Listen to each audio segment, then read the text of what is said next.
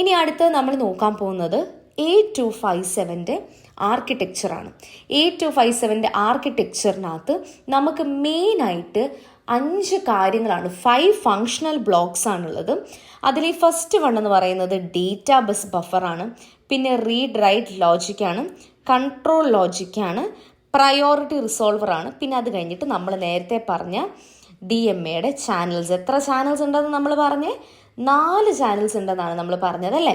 അപ്പോൾ ചാനൽസിനെ പറ്റിയിട്ട് നമ്മൾ വലിയ ഡീറ്റെയിൽ ആയിട്ടൊന്നും നോക്കുന്നില്ല. നമ്മൾ തൽക്കാലത്തേന് ഈ ഡേറ്റാ ബസ് ബഫറും റീഡ് റൈറ്റ് ലോജിക്കിനൊക്കെ പറ്റിയിട്ടൊന്ന് പറഞ്ഞു പോവുകയാണ് ചെയ്യുന്നത് കേട്ടോ.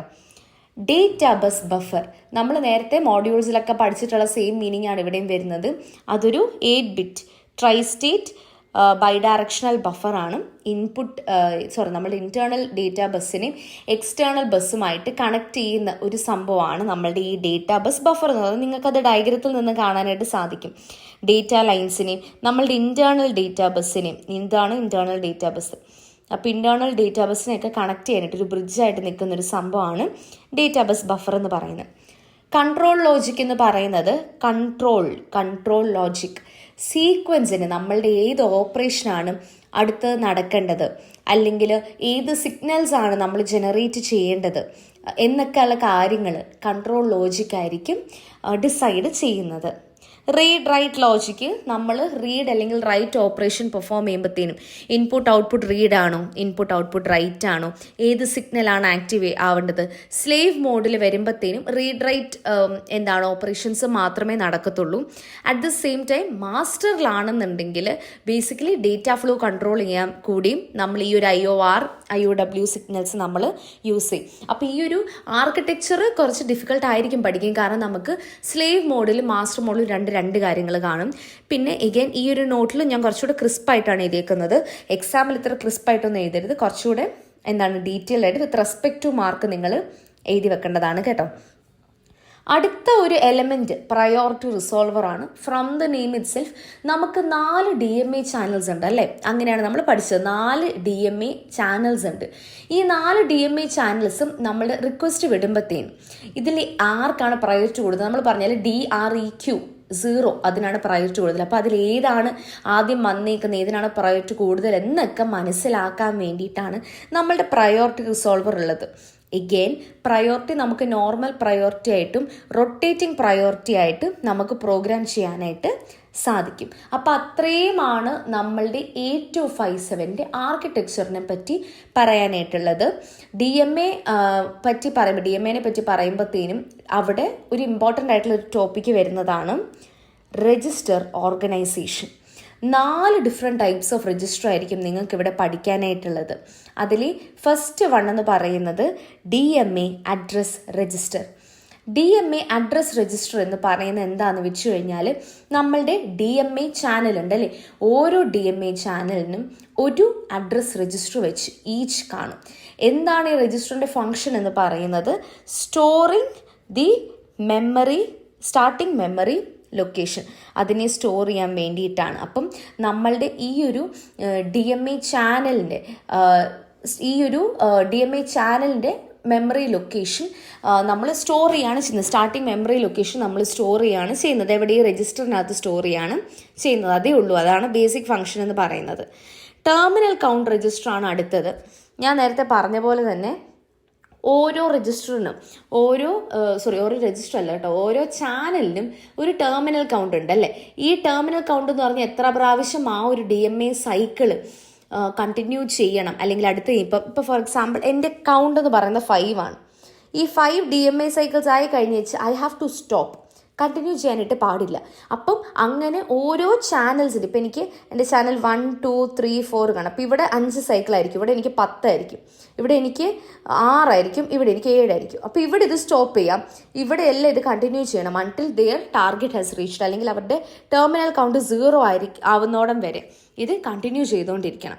അപ്പം അങ്ങനെ DMA ചാനൽ സ്റ്റോപ്പ് ചെയ്യണോ അല്ലെങ്കിൽ അത് കണ്ടിന്യൂ ചെയ്യണോ എന്നീ കാര്യങ്ങളൊക്കെ ഈ ഡേറ്റയൊക്കെയും നമ്മളുടെ ടെർമിനൽ കൗണ്ട് രജിസ്റ്ററിലായിരിക്കും സ്റ്റോർ ചെയ്യുന്നത്. മൂന്നാമത്തെ രജിസ്റ്റർ എന്ന് പറയുന്നത് മോഡ് സെറ്റ് രജിസ്റ്റർ ആണ്. DMA ചാനൽസിന് ഇൻഡിവിജ്വലി അവരുടെ മോഡ് സെറ്റ് ചെയ്യാൻ അല്ലെങ്കിൽ അവരെ എനേബിൾ ഡിസേബിൾ ചെയ്യാനൊക്കെ മോഡ് സെറ്റ് രജിസ്റ്റർ നമുക്ക് യൂസ് ചെയ്യാനായിട്ട് പറ്റും. ഈ ഒരു ഡയഗ്രം നമുക്ക് നോക്കാം. ഓരോ DMA ചാനലിനെയും എനേബിളോ ഡിസേബിളോ ചെയ്യാൻ അതിനായിട്ടാണ് നമ്മളുടെ ഈ ഒരു ലാസ്റ്റത്തെ 4 ബിറ്റ്. ഇവിടെ ചാനൽ 3നെ എനേബിൾ ചെയ്യാനായിട്ട് 1ഉം ഡിസേബിൾ ചെയ്യാൻ 0യും കൊടുക്കാം. Similarly channel 2, channel 1 and channel 0.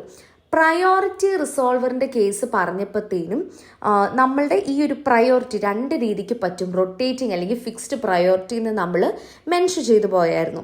അപ്പം ആ ഒരു പ്രയോറിറ്റി റൊട്ടേറ്റിംഗ് ആണെങ്കിൽ 1ഉം ഫിക്സ്ഡ് ആണെങ്കിൽ 0യും എന്നുള്ള രീതിയിൽ നമ്മളവിടെ സെറ്റ് ചെയ്യുവാണ് ചെയ്യുന്നത്. ഇനി റൈറ്റ് സെലക്ഷൻ നോർമൽ റൈറ്റ് ആണോ എക്സ്റ്റെൻഡഡ് റൈറ്റ് ആണോ എന്ന് അറിയാൻ വേണ്ടിയിട്ട് ഒരു ബിറ്റ് ഉണ്ട്.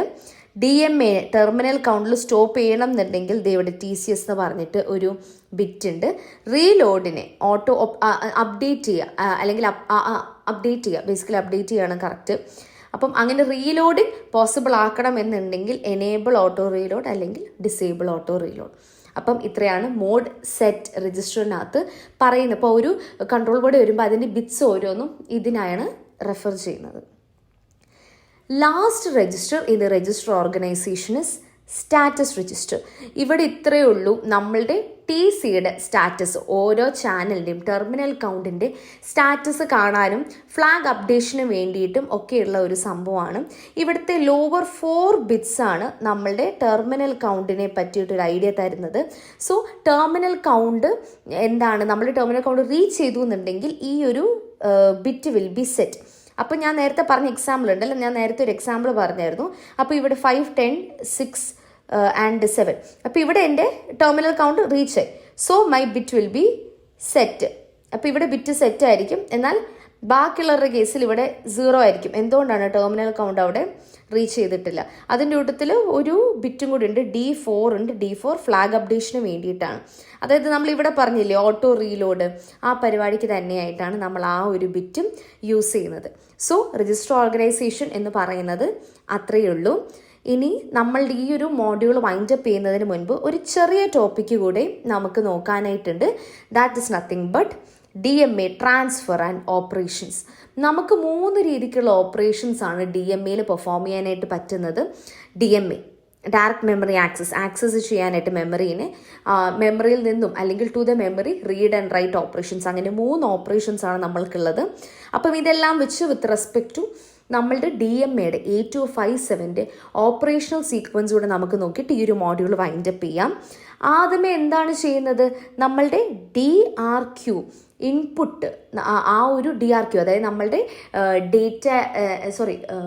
ഡയറക്റ്റ് മെമ്മറി ആക്സസിൻ്റെ റിക്വസ്റ്റ് ഇൻപുട്ട് നമ്മളത് എടുക്കുകയാണ്. എന്നിട്ട് ആ ഒരു DMA ത്രൂ നമ്മൾ റിക്വസ്റ്റ് വിടുവാണ്. ആർക്ക്? CPU-ന് വിടുവാണ്. CPU-ന് എങ്ങനെയാണ് നമ്മൾ റിക്വസ്റ്റ് വിടുന്നത്? HRQ സിഗ്നൽ യൂസ് ചെയ്ത് അല്ലെങ്കിൽ ഹോൾഡ് റിക്വസ്റ്റ് സിഗ്നൽ യൂസ് ചെയ്തിട്ട്. എന്നിട്ട് നമ്മൾ വെയിറ്റ് ചെയ്യും. എന്തിന്? ഹോൾഡ് അക്നോളജിന് വേണ്ടിയിട്ട്. നമ്മളുടെ കൺട്രോളറിന് ഹോൾഡ് അക്നോളജ് സിഗ്നൽ കിട്ടിക്കഴിഞ്ഞ ഉടനെ DMAC അവിടെ റീഡ് അല്ലെങ്കിൽ റൈറ്റ് കമാൻഡ്സ് ജനറേറ്റ് ചെയ്യുവാണ്. എന്തിനാണ്? മെമ്മറിയിലോട്ട് ബൈറ്റിനെ ട്രാൻസ്ഫർ ചെയ്യാനോ അല്ലെങ്കിൽ മെമ്മറിയിൽ നിന്നും ഇൻപുട്ട് ഔട്ട്പുട്ട് ഡിവൈസിലോട്ട് ഡേറ്റ ട്രാൻസ്ഫർ ചെയ്യാനായിട്ട്. DAC ലൈൻസ് എന്ന് പറയുന്നത് എന്തിനാന്ന് വെച്ച് കഴിഞ്ഞാൽ നമ്മളുടെ ഈ ഒരു ഓപ്പറേഷൻ പെർഫോം ചെയ്ത് കഴിഞ്ഞിട്ട് നമ്മളുടെ ഈ ഒരു റിക്വസ്റ്റ് അക്നോളജ് ചെയ്യുന്നു എന്നുള്ള രീതിയിലാണ് DAC ലൈൻസിനെ നമ്മൾ ട്രാൻസ്ഫർ ചെയ്യുന്നത്. അപ്പോൾ നമ്മളുടെ DMA കൺട്രോളർ അപ്പോൾ ആ സമയം കൊണ്ട് it will be pull down. അപ്പം നമ്മളുടെ ഒരു റിക്വസ്റ്റ് അവിടെ അറ്റൈൻ ചെയ്തു. ഇനി ഇപ്പം അടുത്തത് CPU-ന് തിരിച്ച് ആക്സസ് ഗെയിൻ ചെയ്യണം എന്നുണ്ടെങ്കിൽ HRQ ലൈൻ നമ്മൾ ലോവർ ചെയ്യുവാണ് ചെയ്യുന്നത് നമ്മുടെ DMA കൺട്രോളർ.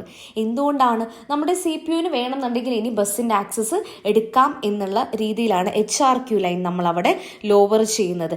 എന്നാൽ ഇനി റിക്വസ്റ്റുകൾ ഉണ്ട് എന്നുണ്ടെങ്കിൽ DRQ ലൈൻ നമ്മൾ ഹൈ ആയിട്ട് തന്നെ വെക്കും. അപ്പം ഇനി ഇപ്പം CPU തിരിച്ച് വരുന്ന അത്രയും ടൈം DRQ ലൈൻ അവിടെ ഹൈ ആയിരിക്കും. അപ്പം എങ്ങനെയാണ് നമ്മളുടെ DMAC യൂസ് ചെയ്ത് നമ്മളുടെ റീഡ് റൈറ്റ് കമാൻഡ്സ് ജനറേറ്റ് ചെയ്യുന്നു, അത് നമ്മൾ പെർഫോം ചെയ്യുന്നു. അക്നോളജ് ലൈൻ നമുക്ക് സെറ്റ് ആക്കുന്നു. അത് കഴിഞ്ഞിട്ട് നമ്മളുടെ HRQ ലൈൻ താഴോട്ട് പോകുന്നത്. എന്തിനാണ്? സി പി യുവിന് മനസ്സിലാക്കി കൊടുക്കാനായിട്ട്. Okay, now you can regain the control of the bus. അത് കഴിഞ്ഞപ്പം ഈ ഒരു സി പി യു അത് അക്നോളജ് ചെയ്യുന്നോടം വരെ my DRQ will be set high and once the CPU has acknowledged, DRQ line will go down. അപ്പം CPU അവിടെ gain ചെയ്തു control and my DMA controller is losing its control. അപ്പം എൻ്റെ DRQ will be going low. അപ്പം നിങ്ങൾക്ക് ഈ ഒരു sequence ഏകദേശം മനസ്സിലായി എന്ന് വിചാരിക്കുന്നു. ആദ്യം എന്താണ് നടക്കുന്നത്? DRQ will be set and my signal will be send to the CPU. CPUന് കൊടുക്കുന്ന സിഗ്നൽ എന്താണ്? ഹോൾഡ് റിക്വസ്റ്റ് ആണ്. CPU അക്നോളജ് ചെയ്യുമ്പോൾ ഹോൾഡ് അക്നോളജ് തിരിച്ച് കിട്ടും. അങ്ങനെ DMAC അതിൻ്റെ ഓപ്പറേഷൻസ് തുടങ്ങും. DAC വന്ന് കഴിഞ്ഞിട്ട് HRQ ലൈൻ അപ്പം ലോ ആയിട്ടായിരിക്കും ഇരിക്കുന്നത്. അപ്പം ആ ഒരു ലോ ആക്കുമ്പോഴത്തേനും CPU തിരിച്ച് അക്നോളജ്മെൻറ്റ് അയക്കുന്നോടം വരെ DRQ നമ്മളുടെ D റിക്വസ്റ്റ് ഹൈ ആയിട്ടിരിക്കും. Once the CPU takes control of the bus, my DRQ will be set low. അപ്പം അങ്ങനെയാണ് നമ്മളുടെ ഈ ഒരു DMA കൺട്രോളറിൻ്റെ ഓപ്പറേഷൻ സീക്വൻസ് എന്ന് പറയുന്നത്.